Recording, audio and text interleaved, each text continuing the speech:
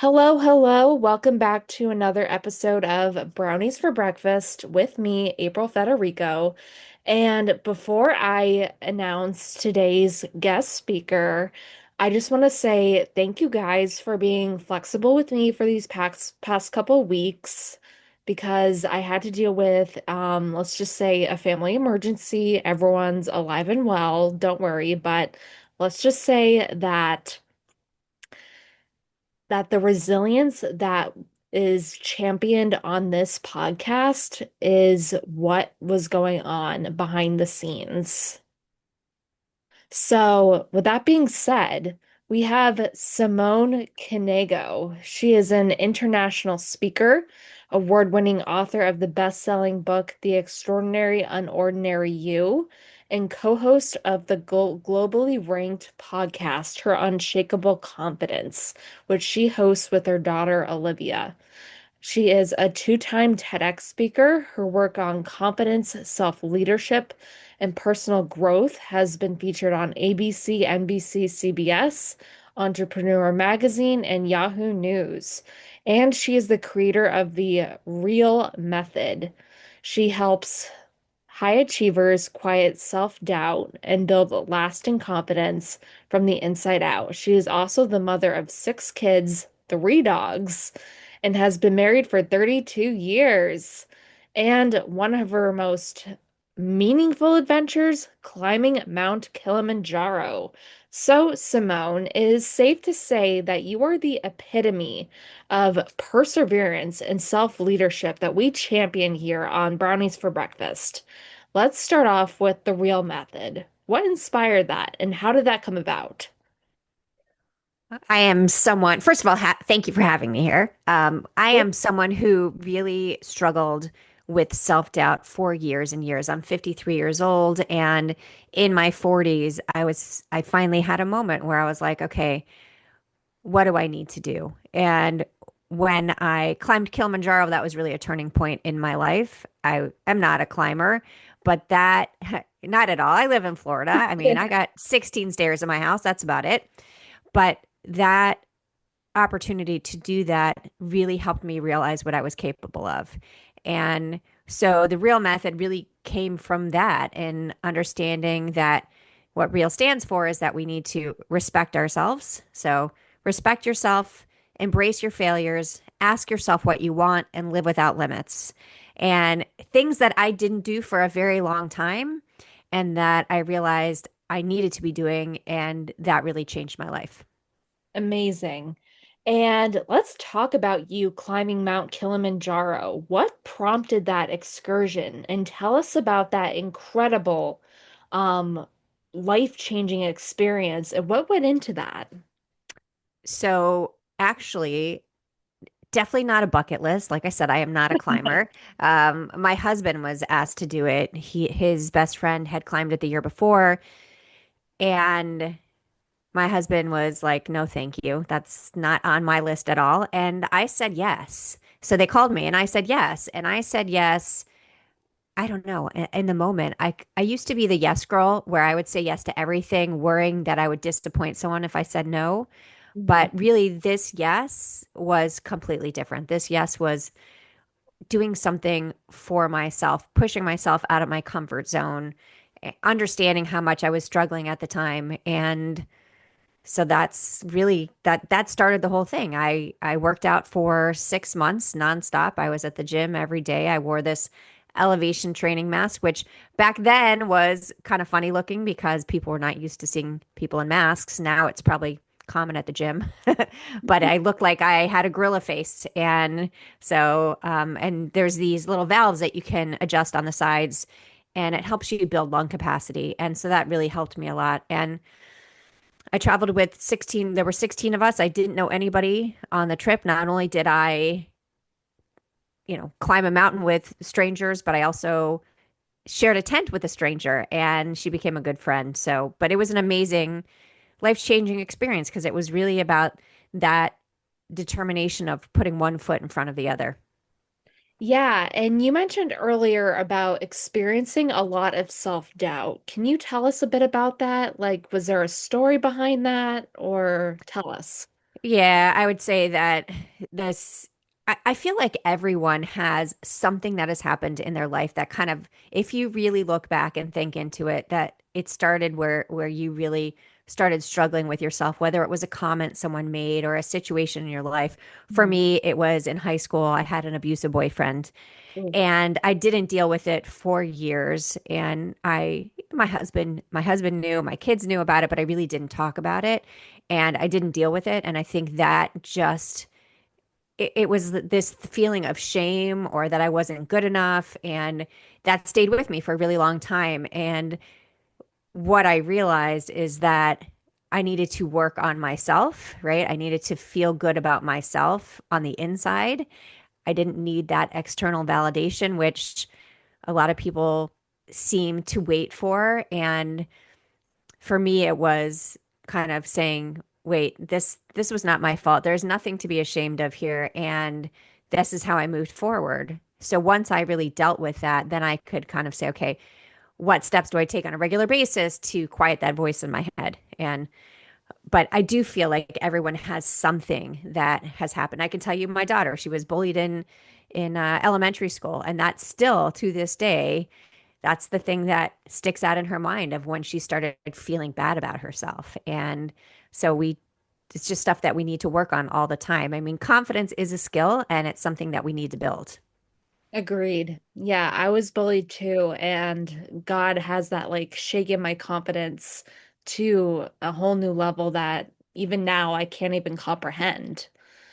And I have to say, like, you are the epitome of resilience. And I do have to say that um I agree with you. We all have those experiences that stick with us forever. It's kind of like that scar, but it's not really a Hmm. scar, but it's more like a badge of honor that we carry with us. Like, for example, I recently applied to a Fulbright fellowship and I'm getting my master's at BU, which kind of complements this whole excursion that I'm about to go on in about a year or so, if I get in, of course. Um, and this all stemmed from, my high school guidance counselor and my high school head of school, which is the principal, basically saying like, oh, it'd be too stressful for her to go to like a top tier school, blah, blah, blah. And it's like, seriously, how would you know? Yeah, again, we can't listen to what other people have to say, right? I mean, they what I've realized over time is people make comments not necessarily because that's what they think of you, but if they can't achieve that for themselves, they say it, or if they feel like, again, it's more of a jealousy thing, I think, so often. I mean, obviously, with the head of a school, that's ridiculous, but Hmm. when something like that happens, it is really hard because then you're like, oh, well, I'm not good enough. Right. I mean, that's the Yeah, first thing for me. It's like, I'm not good enough. Like, they don't think I'm good enough. So I must not be good enough, and then we start telling that story to ourselves, which is so not true. absolutely. And it's amazing how, well, I shouldn't say amazing. It's like, especially when you're a teenager and it comes from an adult, or at least someone that you care about, it hurts. It hurts Hmm. on a really deep level. So I have to ask you, what would you say to women in particular who have always wanted to do something but feel or felt like they couldn't do? I think you just need to do it. I mean, we have to put our fears aside, right? We have to remind ourselves that we are capable. First thing is you ask yourself, do you actually want to do this, right? That Yeah. goes back to that part in the real method is ask yourself what you want. If it's something you really want to do, don't let fear derail you. Don't let what anybody else says derail you. When I was climbing Kilimanjaro, I had people ask me, do you really think you're going to make it to the top? No, I think I'm going to make it halfway. That's why I'm doing it, right? Hmm. Again, we let people in on our personal life and then they try to sabotage it. And it's up to us to create that strength inside where we say, yeah, of course I think I'm going to make it to the top, right? I mean, I'm working really hard. I'm putting in the work. I know that this is what I'm going to accomplish. But we can't let anybody else tell us that we're not going to be able to do it. And we can't let ourselves tell us that either, because we do. We have that voice in our head that likes to say, you're not good enough, you're not ready enough. And it's really about learning to control that. I have a little method that I use called Control Alt Delete. Hmm. So back in the day, when we would reset our computers, like if our computer froze, we'd hit Control Alt Delete to reboot it. And I use that as a mindset trick. So really understanding, first, it's about awareness that we can control our thoughts, right? I mean, when you have those negative thoughts come into your head, you have the ability to change them, right? You have the ability to say to yourself, this isn't real. This is just my mind telling me that I'm not good enough. I know that's not true. And then the alt part is changing what you say. So instead of saying, what if I fail? How about when I succeed, right? And the more you say these things to yourself, the more you start to believe them. And then the last thing is the delete part, which is delete the things that don't serve you. I mean, think about it like if you're on your computer and you have a program that's slowing everything down, what do? You close it out, you get rid of it. And that's the same thing about the thoughts that we have in our head. We have the ability, like we can wake up every morning and decide, do we want to be happy or do we want to be miserable? And that's all mindset. And yes, I know there's external factors, but we still have the ability. So I like to use that anytime I start getting negative thoughts about something. I'm like, okay, is this real? You know, let me change what I'm saying to myself and who's saying it to me, right? Who else is in on this? Like delete that part because this is not real. This is I'm able to do this because I want to do it. Absolutely. 100% agree. And I'm curious, what is the Extraordinary Unordinary You about? So I wrote that book in 2020. It's my first book. My second book actually comes out in February. But that book is all about realizing what you're capable of and recognizing that the little things you do every day matter. And it's really, I talk about, obviously, I said I have six children. So the adoptions of our three younger children and their stories, stories about climbing Kilimanjaro. And again, it really is to show you that you can do anything you want to do. You set the goal and you put in the work. A lot of people say, "Oh, I didn't accomplish this." I'm like, "Well, you set the goal, but did you put in the work?" Right? So, I think that is when we talk about manifesting or something like that, there's still action behind anything that we want to achieve. You know, Yeah. you just don't sit around and wait for things to happen. You take action. Absolutely. Yeah, and I'm curious, what are the steps that you take every day to make sure that you achieve your goals? Like, give us an example of like your routine. So, I start in the morning with positive affirmations and I talk to myself in the mirror. And if you would have asked me 10 years ago, I would have said, that doesn't work. That's ridiculous. And you know what? It really does work. And there's a lot of science behind it. I mean, think of professional athletes, think about Olympians, the way they talk to themselves before they go out on the mat, a gymnast. And you hear it with professional football players too. They're like, you know, you've trained for this, you got this, you put in the work. Um, and so I start every morning with five different affirmations and I say them to myself in the mirror and look myself in the eye so that I believe them. And I think that has really kind of changed how I approach the day. Then I look at my calendar. I usually look at my calendar before I go to bed too, so that I'm prepared for the next day. If it's not in my calendar, it doesn't happen these days because I get so busy. Yeah. Um, and and then I make sure I break things into chunks so I don't feel like I'm overwhelmed. So a lot of times we think we have so much on our plate that we're never going to get through it. And for me, it's understanding that it is one step at a time, one foot in front of the other.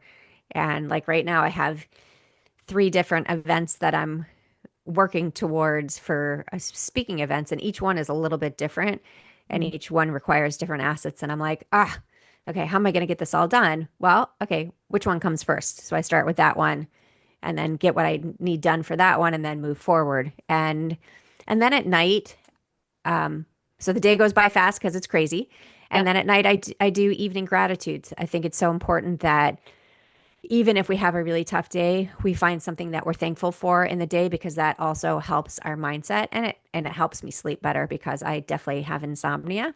Mhm. Thinking about all the things I still need to do, but I think the idea of ending the day with some sort of gratitude really helps. Amazing.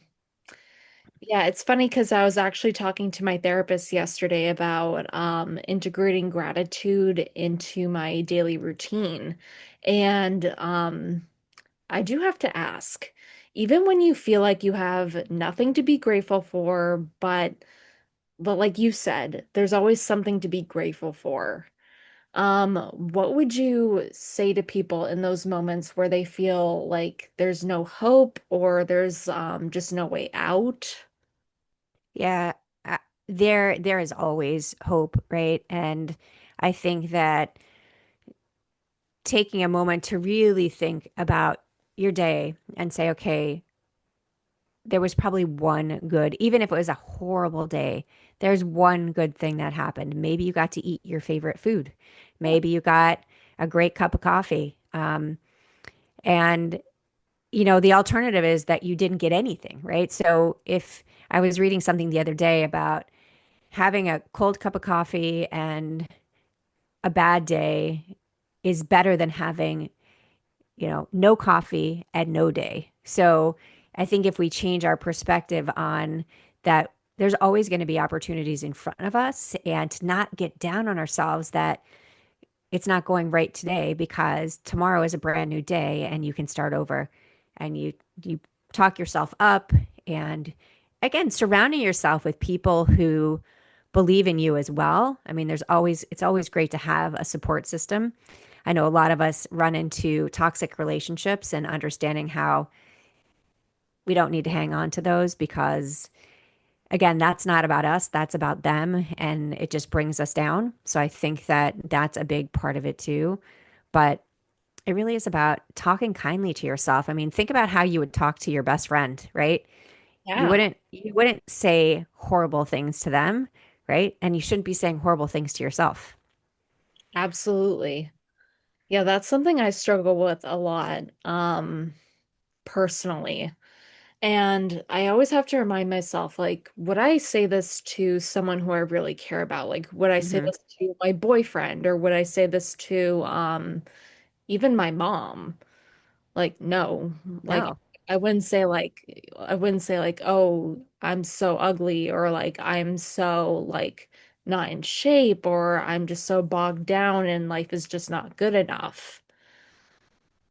Or Yeah, like, you wouldn't do that to if someone that you really care about. And that's the thing is that we need to understand that the most important person to care about is ourselves. So when we talk about self-respect, mhm, when I was a kid, I was taught to respect my elders, my peers, of course, my teachers, my grandparents, all of those things. But I don't think I was ever directly taught that the most important person to respect was myself, which means to talk kindly to myself, to set boundaries, to learn how to say no without feeling guilty, right? To be able to look ourselves in the mirror and say, I am unique and I love myself as I am, where we don't need to be anybody else, right? And there's not one person I know that doesn't struggle with something. I think a lot of times we feel like we're alone and we're not. I mean, people looked at me for years and thought I had it all together and I held this facade up because that's what they thought. Therefore, that's what I had to do. And I had a moment where I was at this women's event and I broke down crying. And I hadn't cried probably in 10 or 12 years, literally. Just didn't cry. Even at movies. Like I just had this straight face about everything because that was what was expected. And my friends were like, "Oh my gosh, is she okay?" Like they didn't even know what to say to me because they had never seen me cry before. And I literally let out all the things that I had been struggling with. And they were like, we had no idea. And I'm like, yeah, you had no idea because I never said anything. I pretended to be something that I wasn't. And I think that's part of our problem is that we go around, we're comparing ourselves to other people and we go around pretending that we're not who we are and we can't be anybody else, right? And so we need to look at ourselves in the mirror and be proud of exactly who we are and love the reflection that we see. Everybody's different. And again, there's not one person that doesn't struggle with something.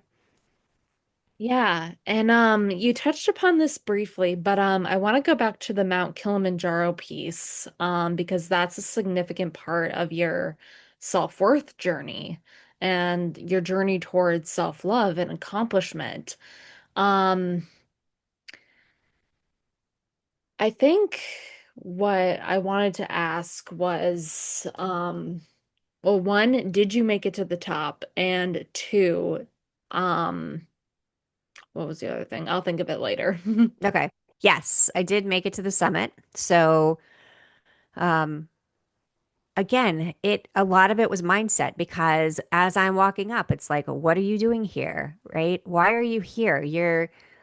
I was 42 at the time, and I had never climbed anything. I live in Florida where it's hot, it's freezing at the top of Kilimanjaro, right? All of these things where you have six kids at home. What are you thinking?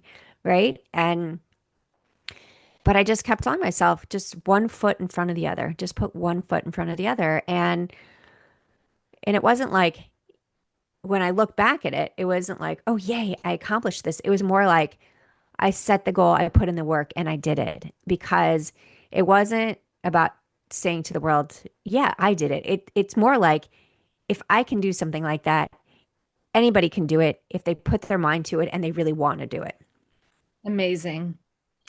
And I have to ask, for those of us who, because I am someone who likes to have examples of people who actually did the work. Like, for example, I know she's a fictional character, but Elle Woods in Legally Blonde. She did the work, got into Harvard Law, and wound up graduating with a prestigious law firm opportunity. And I have to ask, um, what was the exact routine that you had in order to train for Mount Kilimanjaro? So I worked out 6 days a week.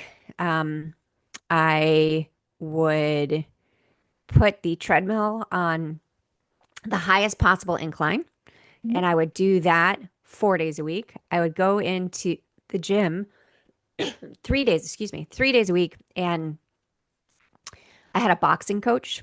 Mhm. So I would box and I would wear that elevation training mask that I talked about. Mhm. And then I would also lift weights. So, because it's about stamina too. And that was pretty much, and then I would swim. I would swim almost every day because that just helped also relax my muscles, but learning breathing techniques because it's hard to breathe when you get to the top and you have to not freak out and understanding that you can do it. So, and that was 6 months worth of training. I could have trained for longer, but when I agreed to climb Mount Kilimanjaro, I only had 6 months. So, Yeah, I hear you. And I also have to ask, when it comes to gaining support from other people, especially like a partner or even a parent, like what's that like for you and how can other people solicit that support? so I've been very fortunate that my husband has always been very supportive of pretty much anything I want to do, the crazy stuff included. But what we kind of decided early on in our marriage that it wasn't about asking for permission when it came to like taking a girls trip or something like Kilimanjaro or trips that he does too. It's really about kind of saying, "Hey, this is what I'm really interested in doing. Here's what I'm going to do to get there. Here are the things." And so it's never like I need his approval or he needs mine. It's just like kind of saying like these are the things we want to do. And that's always worked for us because if I have friends that say, "Oh, my husband would never let me do that." And I'm like, "Ooh, I don't think I want to be in a relationship where I have someone say, "Well, you can't do that because then I have to take care of the kids." Or, I think raising a family is a joint thing. So sure, when I'm home, I would do the most, majority of the stuff with the kids, but when I'm gone, because he works full time, when I'm gone, then he jumps right in. And people would always say, "Oh my gosh, your husband's amazing. He's taking care of the kids while you're gone." I'm like, "Yeah, but I do that every day, right? Nobody tells me I'm amazing." It's such a double standard when it comes to stuff like that. He thinks it's funny, but I think that we have to really look at that and say, I do we want to be with someone who we need approval to do everything, or do we want someone that supports the things we want to do? And Absolutely. when it comes to my kids were like, okay, this is cool. Like the things that I want to do when I had this big leadership position that was a national position, and I had to travel a lot for it. And they were super supportive, even though I was gone quite a bit, because they're like, yeah, this is really cool what mom does. And that's really what I want to have for my kids is I really want them to look at me and say, um, if mom can do stuff like this, so can I. Instead of saying, well, mom was never allowed to, so I guess I can't do stuff either. Right. I want it to be that they get to decide the path of their life with confidence because they know it's okay to do things as long as they're being a good human, but they Right. know it's okay to do things if they put in the work. So, Yeah, that's interesting that you mentioned the whole travel piece and like how your kids think that it's so cool what you do because I know that's something I would want. And I mean, I don't have kids yet, and I don't know if I can have kids, a little TMI, but it is what it no, is. yeah, But I remember my mom actually saying that she had an opportunity to go to Puerto Rico to teach, but she turned it down. And I forget what the reason was behind it, but I think it was due to the fact that she had a boyfriend who wasn't really fully supportive. And yeah, but then she met my dad in North Carolina when she was getting her PhD. And her life just took a total new trajectory, for the lack of a better word. And it's funny how like one decision can impact pretty much our entire lives and the yeah, whole direction of our lives. yeah. Something that we might think about and then we say yes to. I mean, that could change your whole life. I mean, that's my Kilimanjaro story is that really did change my whole life because that was really the moment where I realized what I was capable of and I needed to stop limiting myself. And you don't have to climb Kilimanjaro to get that to that point. I mean, anything that you want to do, like what you're doing right now, applying for Fulbright is amazing, right? I mean, that is a life-changing turn. And but a lot of times people aren't willing to take the risk because they're afraid of the no or they're afraid of any kind of failure. But if you don't ask, you'll never know. And if you don't apply, the answer is already no because you didn't apply, right? So that's why it's so important to be able to put yourself out there. Absolutely. Well, is there any last minute advice that you would want to give to my listeners before we wrap up?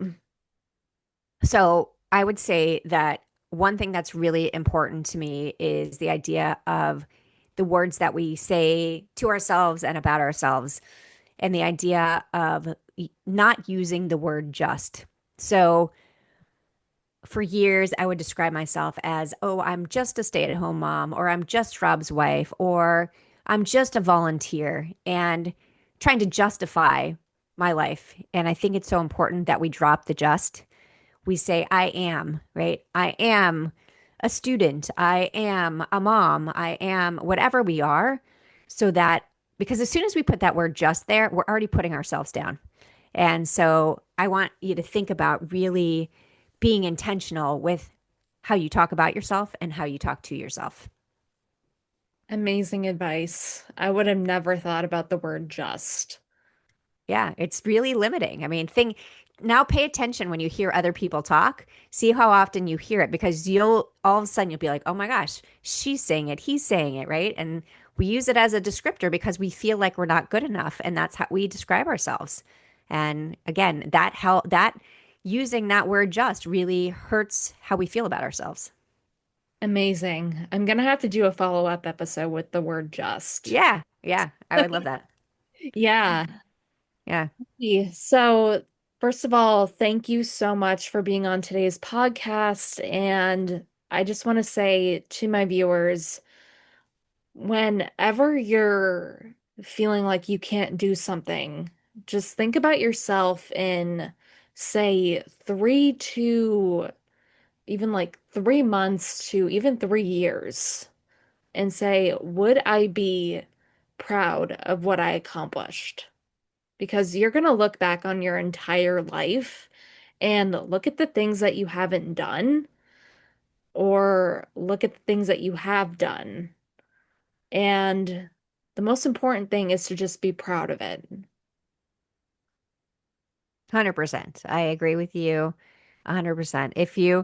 If someone else were to write down everything that you've accomplished in the last few months, you would be shocked how much you've done. If you do it yourself, you're like, that doesn't matter, that doesn't matter. But if you let someone else do it for you, you'll be like, oh my gosh, I did a lot. I accomplished a lot. So don't take yourself for granted. It's so important that we really give ourselves credit for the things that we're doing. Amazing. Alrighty, so this has been an episode of Brownies for Breakfast, and I will see you next time. Bye.